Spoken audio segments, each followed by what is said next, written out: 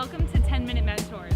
We stopped by the Gasparilla Pirate Festival here in Tampa Bay, where we met up with Zach Hatraf, the creator of Anchor, a new app that connects you with a designated boat captain so you can have a fun, carefree time on the water.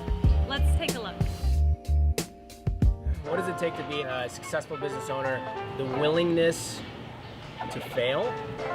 It takes the willingness to endure more pain than probably if you were in a room of 100 people, you would have to be the last to bow out. It takes a lot of hard work that doesn't necessarily pay in the dividends that you're used to. Our paycheck, our benefits, other than the basics of a good idea, a good business model, maybe some funding, it takes your willingness to lose out on a lot of all the additional things that you maybe didn't see as additional, right? They are. You get stripped down to your bare bones.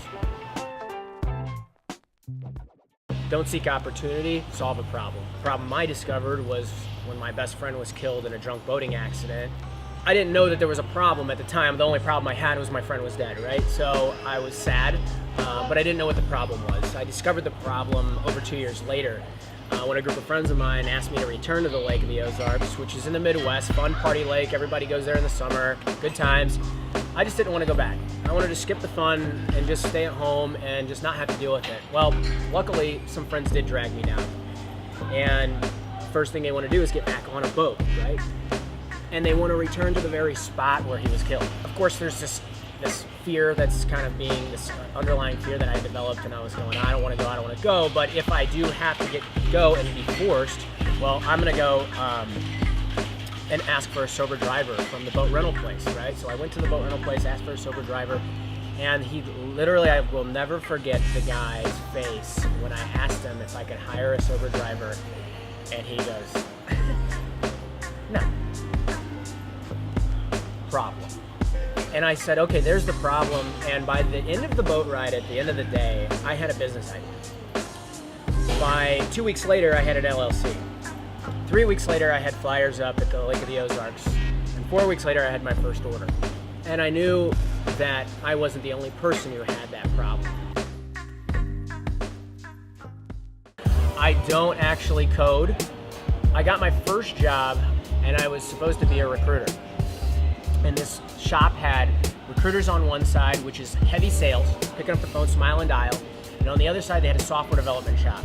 So I go over there, and I would actually venture over and meet I finally met some of the developers, developed some relationships. I was always eager to look over somebody's shoulder, and I had genuine interest for what they were doing.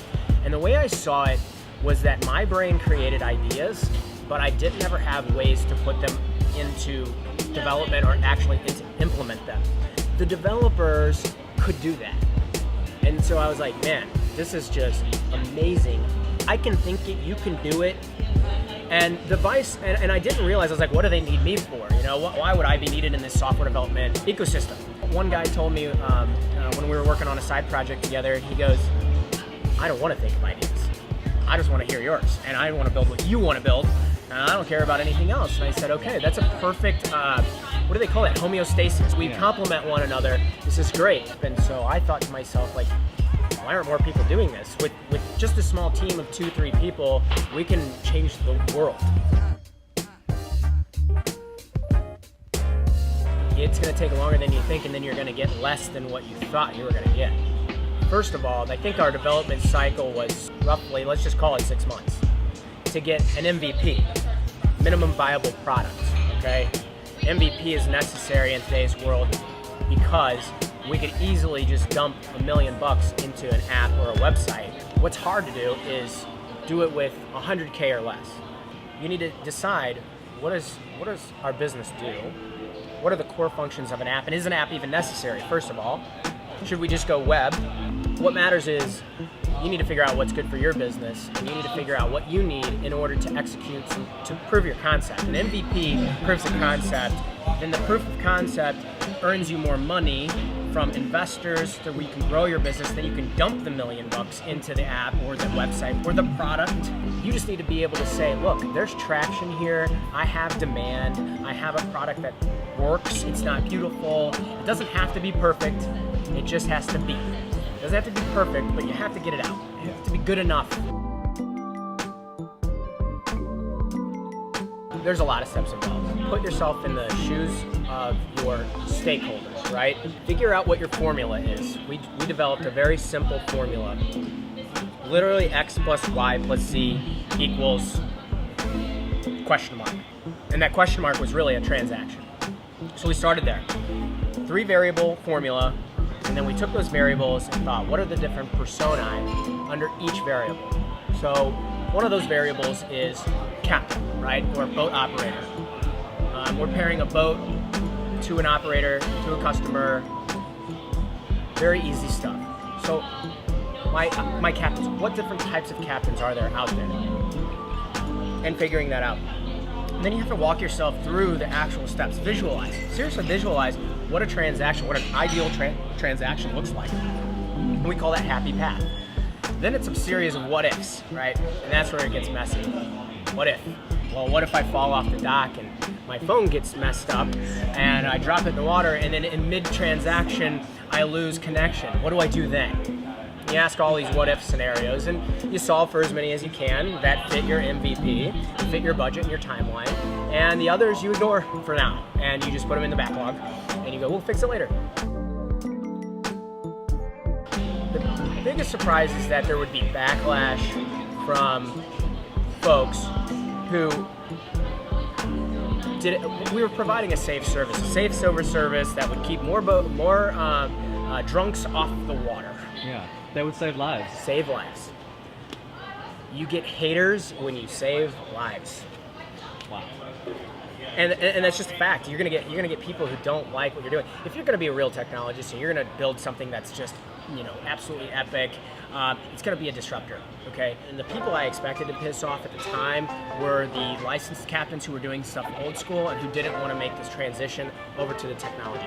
Sort of like Uber and their taxi drivers, right? They're gonna piss them off. I'm trying to empower private boat owners to run the same type of business they are and actually have a huge competitive advantage over them because they were able to connect with customers easier. I knew I was gonna piss them off. I did not think I was going to piss other people, off along the way. And I'm going, why are you mad?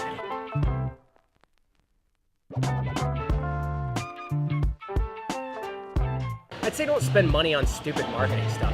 Be frugal in your marketing. Here's what you need. Good video content, social media. Done. Maybe a little SEO.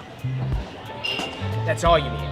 I sponsored a super boat in this race and calendars and stuff like that, just figuring out what works. So I would say save your money, social media all the way, and spend the rest of the money on app development and make sure your product is badass. I saw a video one time with Steve Harvey. I'm not a big inspirational quote guy, but I did listen to this one, and he said, standing at the edge of the cliff, ready to jump into entrepreneurship, you don't know if your parachute is going to open up when you make that jump off the cliff. And you could fall for a really long time.